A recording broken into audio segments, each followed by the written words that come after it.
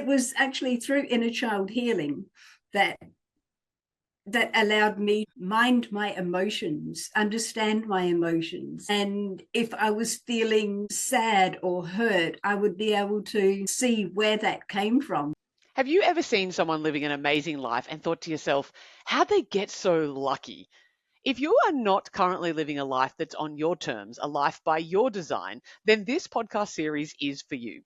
This is the More Confidence with Luna Guy podcast. And in this special season, I'm going to be interviewing people who are living a life by design, living a life on their terms. And I'm going to find out once and for all if it is just luck or there's something more going on. Let's dive in. You know, most people get to a certain age and they think that their mind is made up. They think their beliefs are done and who they are is complete. Well, I'm here to introduce you to Sandy Walker because Sandy Walker is defying what it means to be able to change beliefs, systems, processes within yourself that says that you can't learn anything new. In fact, just this conversation, Sandy is very used to being behind a pen, behind her writing, and has been doing it for a very long time. And today is a new experience for her where she gets to bring her voice to the game, and just goes to show living embodiment of being able to actually stretch ourselves and stretch our beliefs. And it is an absolute pleasure to have you on the show here today, Sandy. I'm so pleased to be here. It's great to have you. When you were a child, and when we speak about beliefs, you had a really strong belief that, you know, that you were, what was it? That you were dumb, that you couldn't, you were wrong. Definitely wrong. That I was very wrong and stupid. I was constantly told to stop being stupid and also to stop using big words, which really confused me.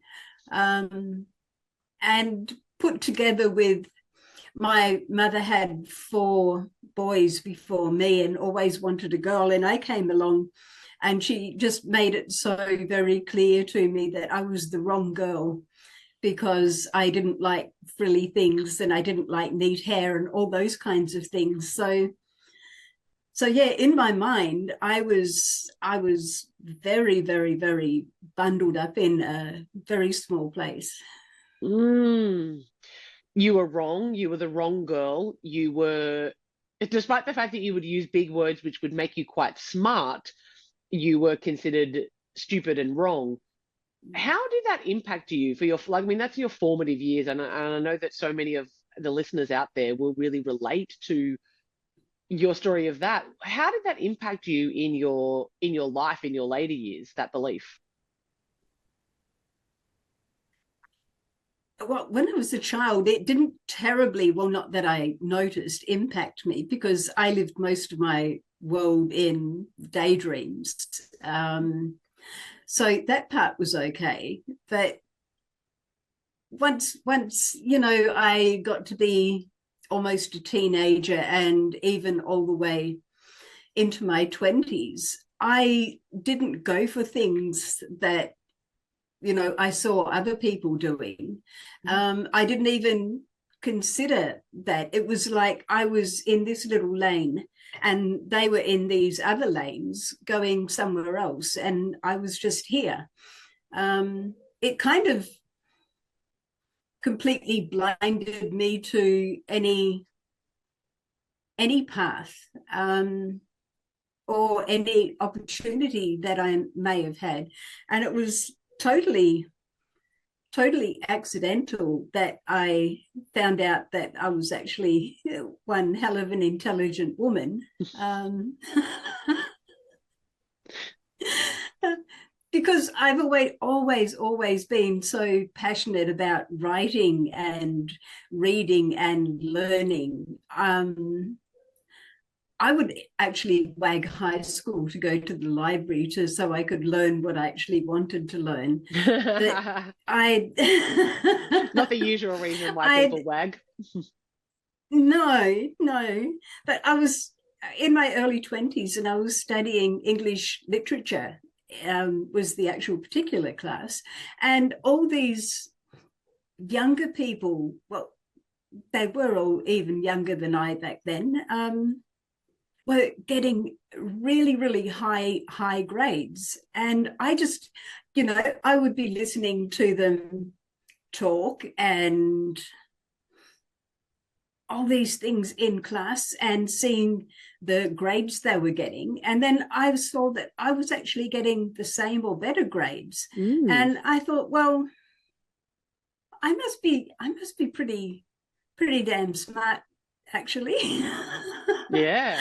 There's obviously something there. So Sandy, there was evidence there to show that maybe there was something different, yet it was still into your 20s that you were that belief was still keeping you in the one lane. What was it like for you living like that, kind of, with your proverbial blinkers on, actually quite smart, highly intelligent, but not knowing that you were? What was that experience like before you kind of realized that you were far more talented and intelligent than your parents may have led you to believe? I actually, because as I said, I could see everyone going off in these different directions, but growing up as a child, it was some of my brothers and my mother and my grandmother, and I was never ever given any hint of what life was like outside that little tiny bubble. I didn't know about, societal expectations. I didn't know that people had careers. Right. I just seriously had no idea. And because of a whole pile of other crap that happened in my childhood, I was very focused on literally just getting through my days more than anything else. I'm curious, Sandy, for you, you went to school, is that right? Like, was it a mainstream kind of school? Yeah, I grew up in a very tiny little town in the southwest of WA, and then moved to a larger town, which was really just as insulated. Yeah, okay. I suppose. Small-minded, maybe. Yep. Yeah, very, very small-minded in retrospect. Yeah, right. And so is that part of the reason why this world was small? I mean, I appreciate that. I mean, I grew up pre-internet, so with all due respect, you've got some age on me even. So you definitely grew up without the age of internet and information and that kind of stuff. So you're in a smallish town, moved to a bigger small town, and you didn't really know that people had different ways of living. Is that right? You weren't exposed to any of Yeah, that. yeah. And even then, I didn't honestly pay any attention. Right. I paid no attention. Um, What were you paying attention to instead? Getting by, Yeah. trying to feel okay. Mm. And please, Sandy, if there's any time in our conversation where it's not an appropriate thing for us to have a conversation about, just sidestep it, and I'll Okay. and we can move on. It sounds like there was some. I'm reading between the lines here, but some unsafe or maybe traumatic situations that happened for you when you were younger. Is that right? Oh, that's very true. I was abused for quite a number of years, in the very first small town that I lived in, and then again after we moved. Yeah, so I kind of had a lot of other stuff going on to actually even consider giving a damn about whatever else was happening in around me.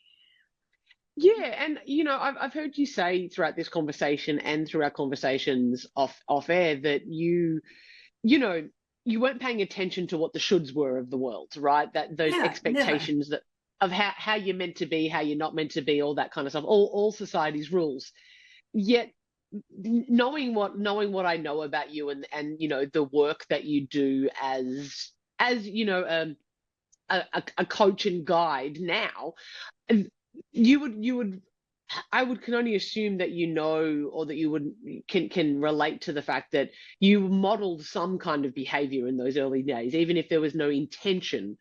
What were you modeling back then, or what were you noticing back then that you were living in those years, do you think? That the best and safest way to live life is to do what you need for you, and not to look at what anybody else is doing, how they're doing it, not listening to their opinions. I didn't even notice other people's opinions. Wow. And in some ways you did, though, because you noticed the stupid, and that a feeling that you had from your family, who told that you were who told you that you were stupid, right? Who told you that you were not enough from that perspective. Where does that sit, do you think? I think all of that, it is kind of like all of that part is a foundation. It's not necessarily the one that we're going to stay with, but it is, everyone has a foundation.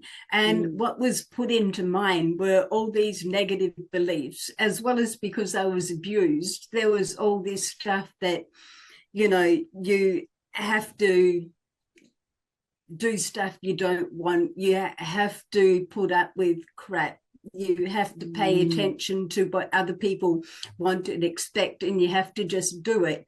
And so there's all of that as one part of the foundation, but you kind of have to move out of that. You have to find a way to leave that behind. And there's so many layers to that. I mean, the first part that I left behind was the physical, the behavioral part of it. It just took a lot longer for the whole mind and mindset and ways of thinking to catch up with that, because I had to learn every single tiny little piece that went into that, which meant that part took a long time. But the first part came about very, very, very rapidly, actually, in an instant. After we had left the first town that I lived in, and we'd been gone away for a year, I went back with a couple of my brothers for a visit in the Christmas holidays, and the guy who used to abuse me tried to attack me.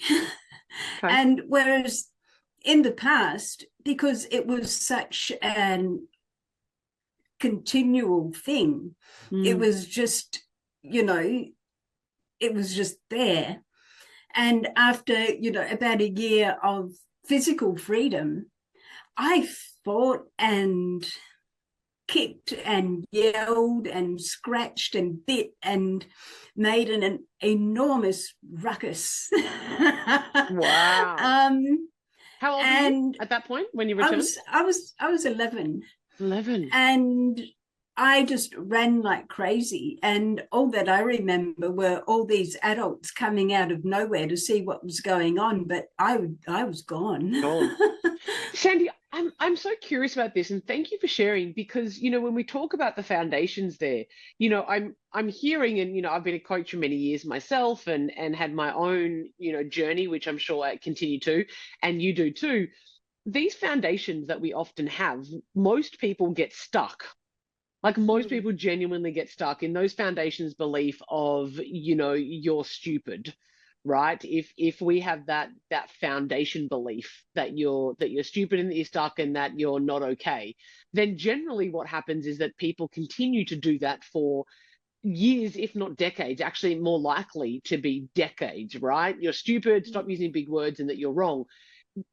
You had this experience of abuse, and that often, particularly at a young age, will lead us to cement those beliefs that we're wrong, that we're stupid, that we're doing something wrong.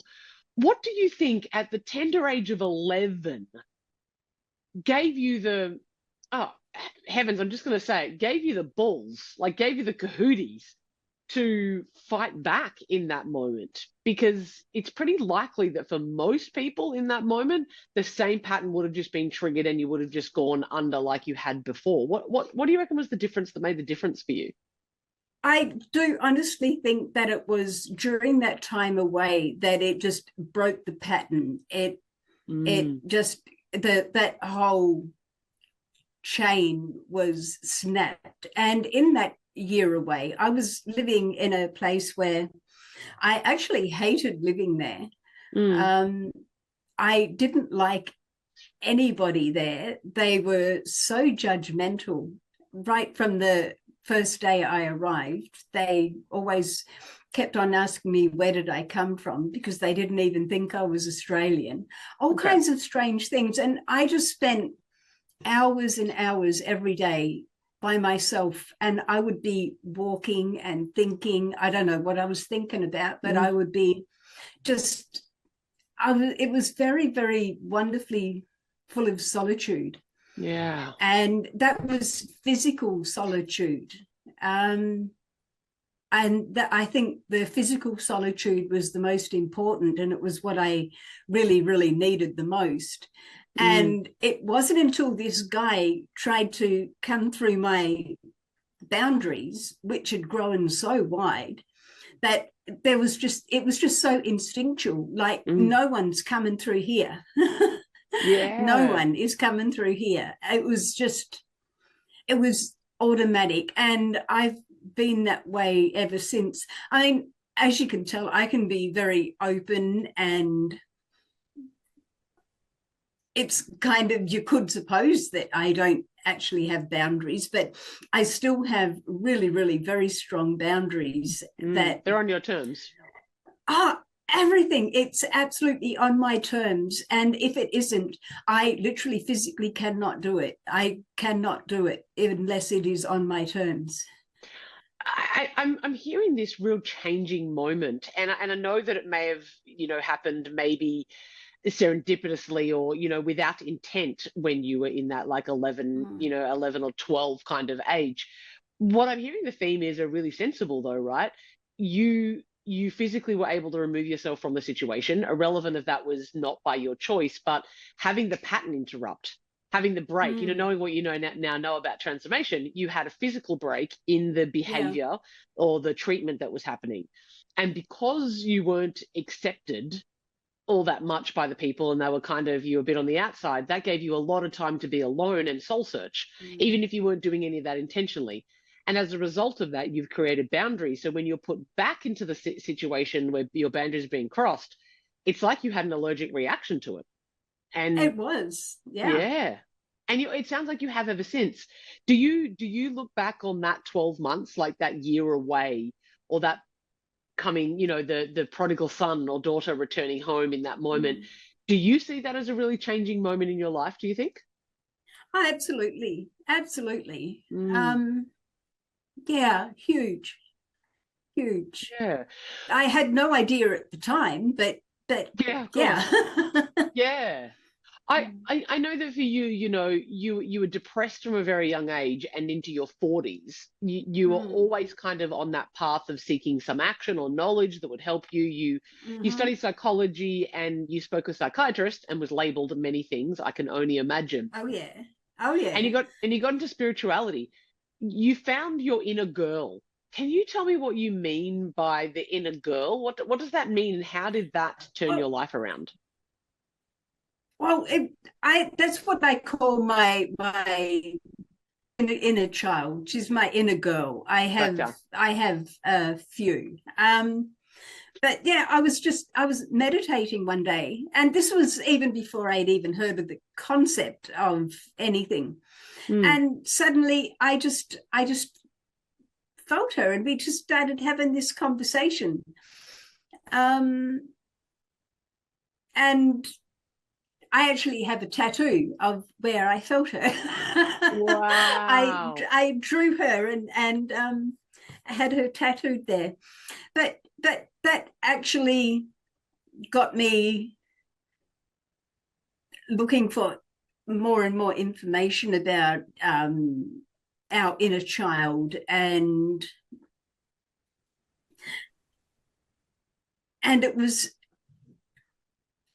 like now today, if I want to know something, I'll ask old Googs, or there's so many avenues, but then, there were books in the library. That's all that I had access to, pretty much.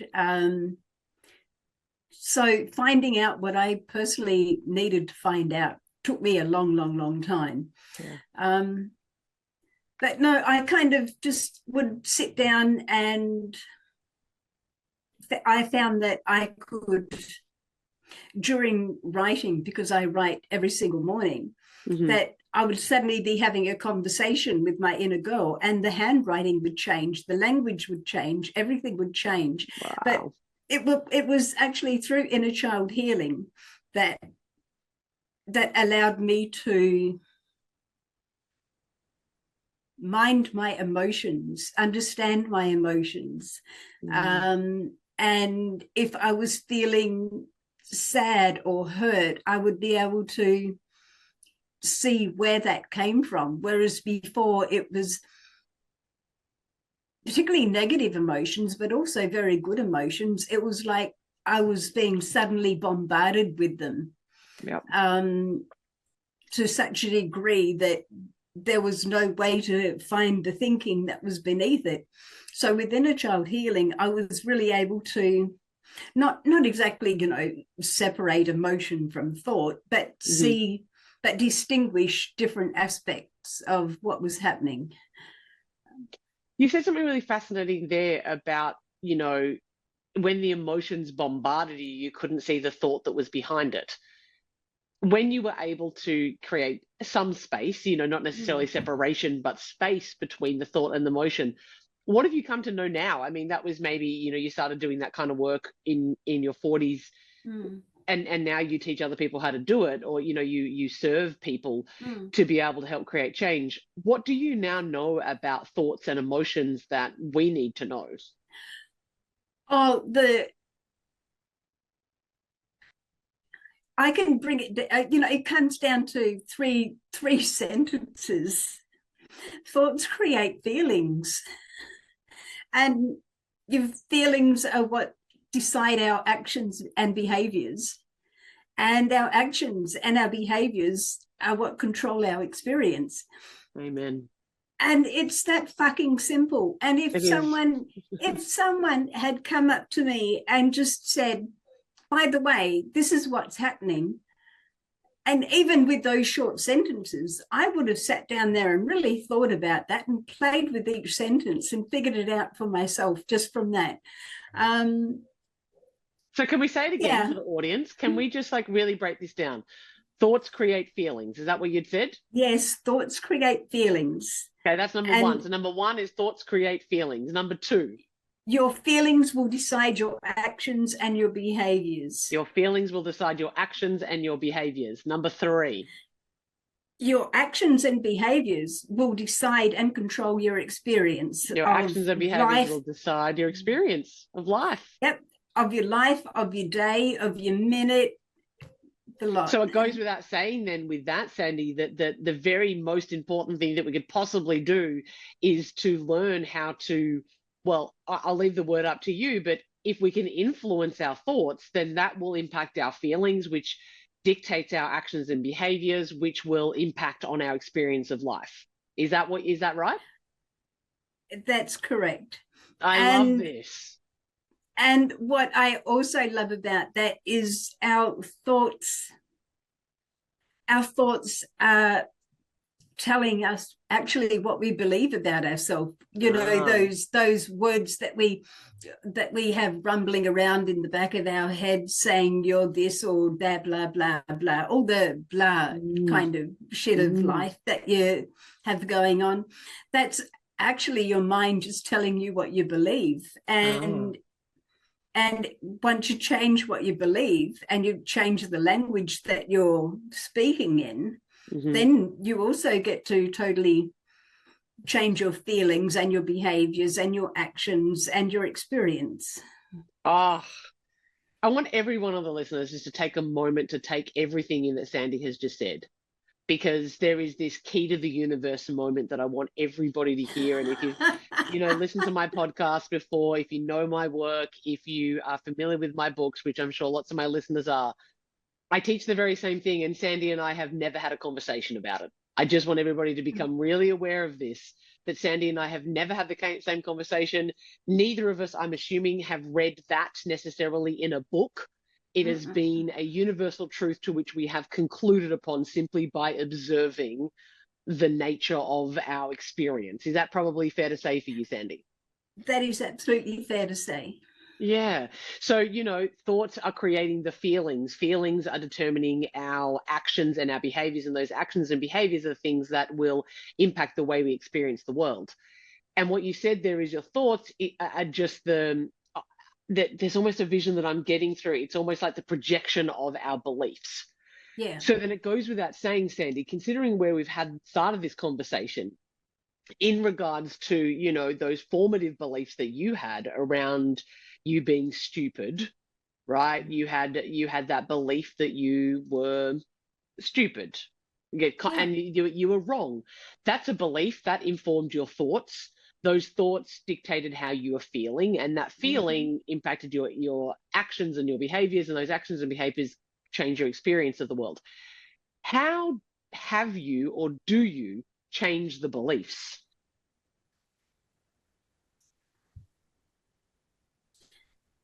You have to, I think, before anything, you have to decide you want to. Oh, amen. Mm. That's the first piece. So you have to want to change the beliefs. You really have to want to change your belief. You have to find, I suppose there's so many ways that you can do that. But yeah, you have to be willing to start questioning your beliefs. Just get quiet for a minute and listen. What is that voice in your head saying? And why not just write that down so it's clear, so you can see it in black and white, and then start going through it and say, well, is this true? What's the evidence of, say, me being stupid? Where's the evidence of me being stupid true? And what evidence is there against me being stupid? I'm just beginning in such a beginning kind of place. You can it will open your awareness to actually what you believe could actually be a whole pile of bullshit. Yes. I often say, Sandy, all your beliefs are made up, so you may as well make up ones that serve you. I could not agree more. I think that we get so attached to our beliefs and we believe them. The trouble with our beliefs is that we believe them. And I like that. We think that they're true, right? There's a clippable moment. The trouble with our beliefs is that we believe them. If everybody, if we want to just go ahead and write that one down, the trouble with our beliefs is that we believe them. But that's also one of the greatest benefits, surely, when we believe something that's so good and so positive. That's a huge benefit, that we believe it. Yes, isn't that amazing? So yes, it is both it's a double-edged sword, right? Like on one side of the coin, we can believe anything that we want to, and yet very often, because our beliefs mostly have been unconscious, we haven't selected them, therefore they end up being the default. In your case, that you're wrong and stupid, but you started to question those beliefs, right? Is that right? Oh, sure. Yeah. Yeah. Do you still need to? God, no. Tell me more about that. Are there any beliefs that you still have now that hold you back, that are limiting, that you discover within yourself that aren't helpful or conducive to your new path? Yeah, yeah. I mean, I think every single one of us, if we're going to be honest, has got to say yes to that. And they can be beliefs that that can be easy to ignore until you want to do a particular something. Mm. I mean, up until recently, one of my beliefs was that I couldn't talk. I could not use my actual voice to say what I wanted to say. And that's possibly because, I was always being told to shut up. and but there was this part of me just that was kind of like, when I would go live on video, I always had to have a script. I didn't need to always read my script, but I had to have my script because I didn't trust that I knew what I knew and that I was going to be able to say what I wanted to say. And that suddenly I would start talking and every bit of knowledge I ever had would just fall clean out of my head. Ladies and gentlemen, I want you all to witness that we're having a moment right now, like here, recorded. Sandy is not scripted. For those of you listening, Sandy's in her office, I'm in mine, and this hasn't been predetermined what we're talking about. So literally in this moment, everybody, I want you to hear a moment of an incredibly strong, powerful woman challenging her own beliefs through her actions as we speak, live on the call. My hat's off to you, Sandy Walker. My hat's off to you. Welcome. Thank you. Thank you ever so much. Because, I mean, it seems to be for the last half an hour, you've been doing a pretty bang-up job at bringing to life the words that haven't fallen out of your brain. I've been asking you questions, we've been having this conversation, and that very belief is being challenged as we speak. Is that right? Oh, that's 100% right. That is. How does it feel? It feels really good. I know, even I really enjoy noticing how far I've come. With different things, like with being on your podcast today. I like thinking that even 3 months ago, I could not have said, oh, I'll do that, and have done it without being, some kind of jittering mess, and literally have forgotten every word that I ever learnt in my life. But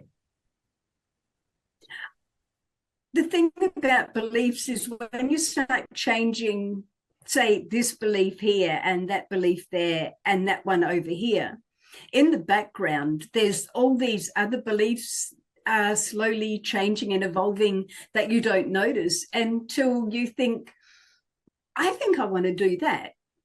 And you find that you actually don't have resistance to it. You are more excited by the idea than concerned that maybe you can't. I love that. I got a visual there of like a tapestry, right? Yeah. You've got, if you think about literally a tapestry that you see the picture on the front, and the front could be your belief. If you start pulling one thread of that tapestry, it might pull the tree down that's in the front of the picture, right? But actually, when you're doing that, it's pulling down the farmyard, it's pulling down the sky, it's pulling down a whole bunch of stuff. You're only maybe intending at this point to untangle the tree, but actually the whole tapestry is being pulled apart at the same time. You can't collapse one limiting belief without beginning to collapse the others inadvertently. Exactly.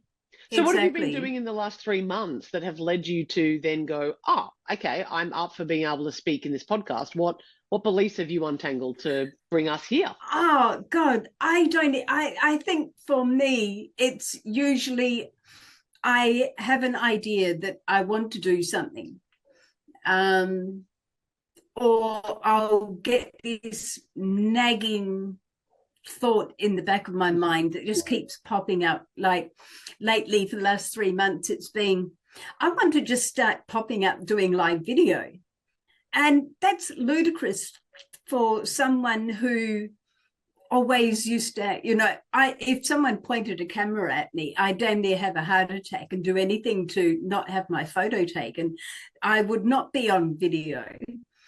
But so the last 3 months to have this idea pop up every now and then, and I just think, yeah, that's a good idea, and kind of think, yeah, right. And then you challenge that, right? Yeah, but I still keep on thinking that, yes, I am bloody good with written words. It's always been my greatest passion is writing. It just is. Mm-hmm. But there's still only so much I can express and offer women through written word, through, say, my profile posts and that kind of thing. It's kind of like there was a limit, and it was been irritating the crap out of me. And I just knew that, just starting to pop up, even doing live video, just saying I cannot imagine what I'll say, that it was just something that I really wanted to do.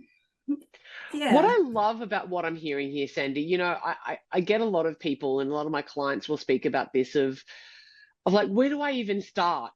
People who feel lost and they don't even know, but if I could do anything, that means I'm just going to spend my life, doing all the things. And I just don't think that that's true. I think that for each of us, we are inherently interested in things.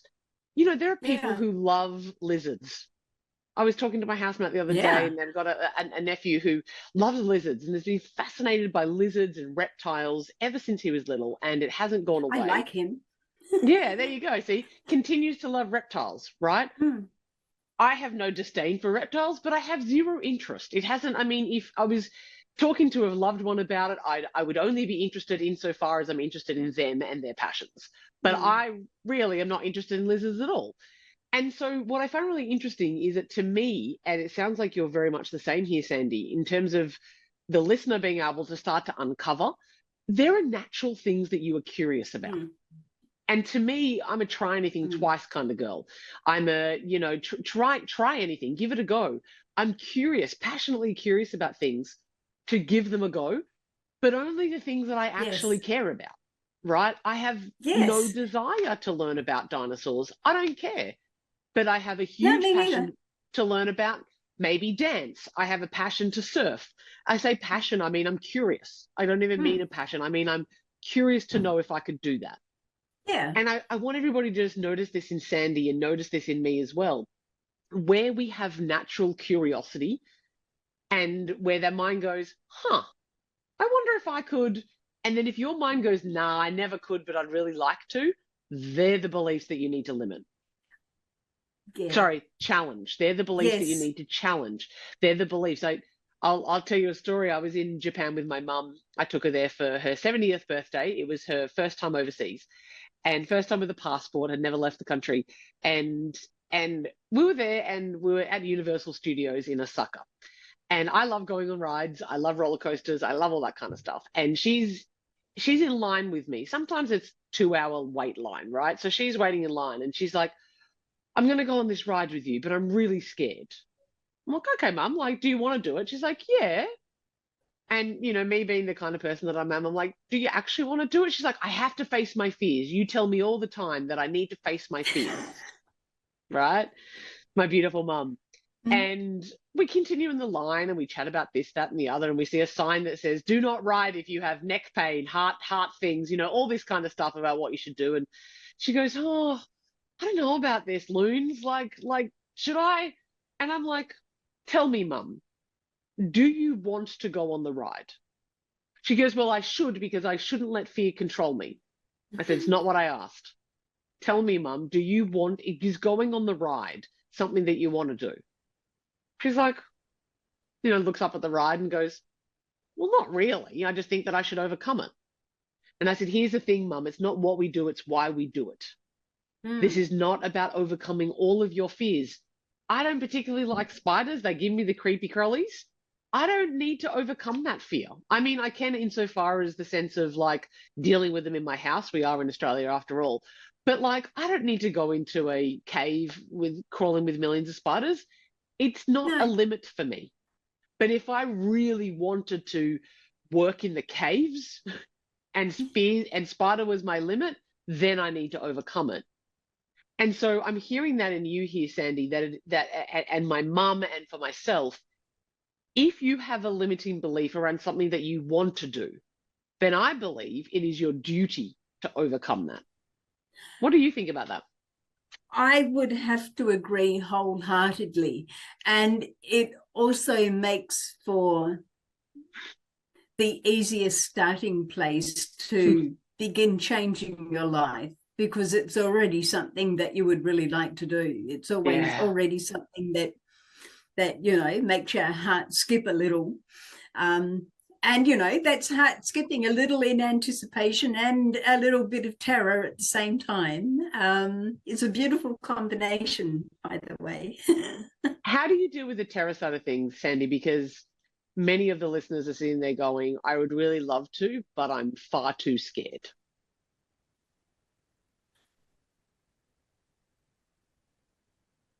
I don't. I don't actually acknowledge any terror. I channel it all into the other part where it's pure adrenaline and excitement. And that's why my heart races so, and that's why I get the shakes when I'm about to do something that I really, really want to do and have no idea if I'm going to be able to do it. I just call it bloody excited. Again, I want everybody to hear this loud and clearly. What Sandy's done here, and correct me if I'm wrong here, Sandy, you have an experience, a physical experience, right? The heart racing, all that kind of stuff. Instead of you making it mean that you're terrified, you make it mean that you're excited. Yeah. You get to change that. You get to be in charge of that. I get to decide that. Yeah. Yeah, we all get to decide.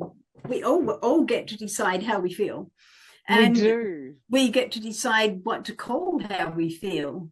And it's certainly, it's definitely a case where labeling something can be beneficial. If you want to label something that in the past you've labeled very, very negatively, and you give it a really positive, exciting new name, new label, it changes your whole experience of it when you do feel all those physical things.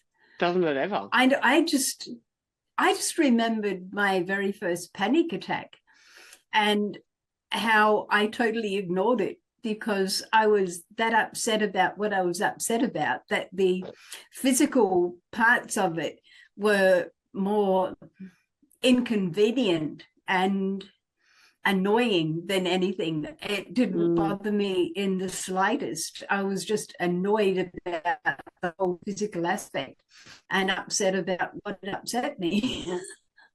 You changed the meaning on the experience and the experience changed for you. Yeah. Gotcha. What I love about you is that you're powerfully committed to guiding older women, especially who no longer feel like they no longer feel like they're significant. They feel like they have no purpose.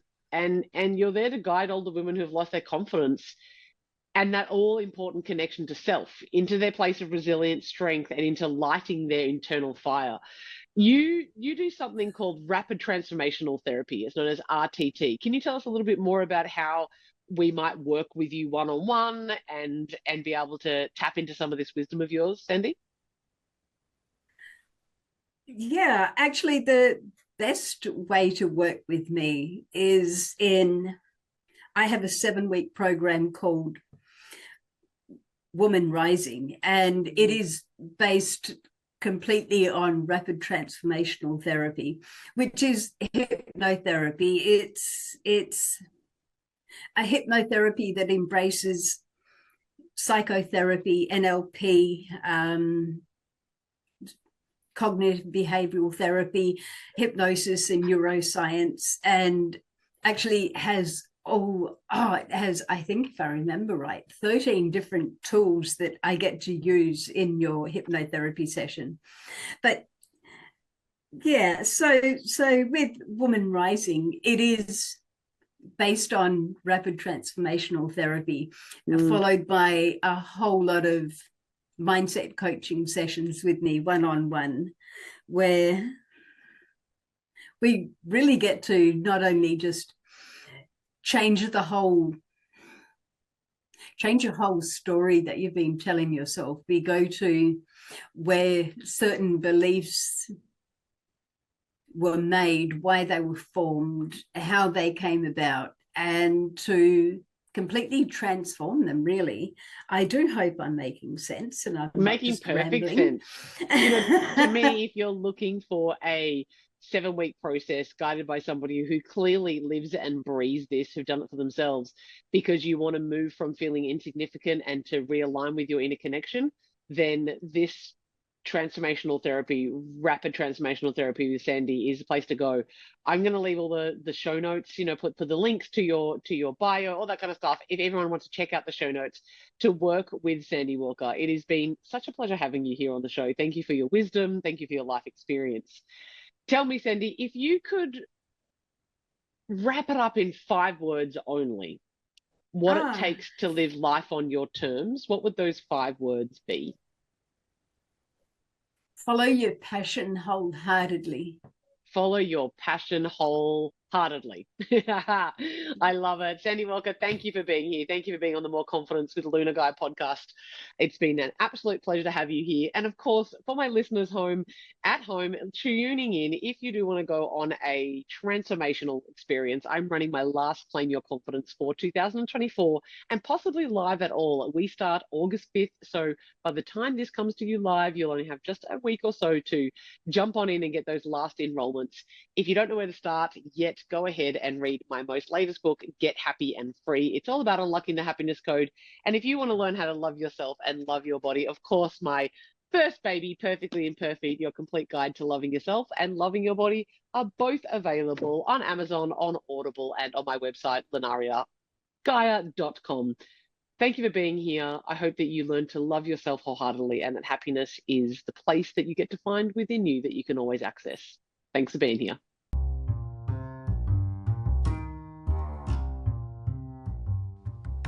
Thank you so much for listening to the More Confidence with Luna Guy podcast. I hope you feel more confident, more self-assured, and ready to go tackle the world's problems and maybe kick ass in some of your dreams. If you haven't already, I would love for you to like and subscribe, follow, and maybe leave a review so that other people know how to find this awesome podcast too. If you're wanting to sink your teeth into something even more juicy, my #1 best-selling book, Perfectly Imperfect, Your Complete Guide to Loving Yourself and Loving Your Body, is now available on all good bookstore sites, both in print, digital, and I narrated it for Audible as well. If you think that coaching or maybe one of my courses is for you, why not head to www.moreconfidence.com.au and get in touch and see if we can talk. And of course, you can find me all across the social medias. That's Facebook, Instagram, TikTok, Twitter, YouTube, which is where you're probably listening now, or maybe even here on the podcast platform. Sending you big love and wishing you a beautiful day.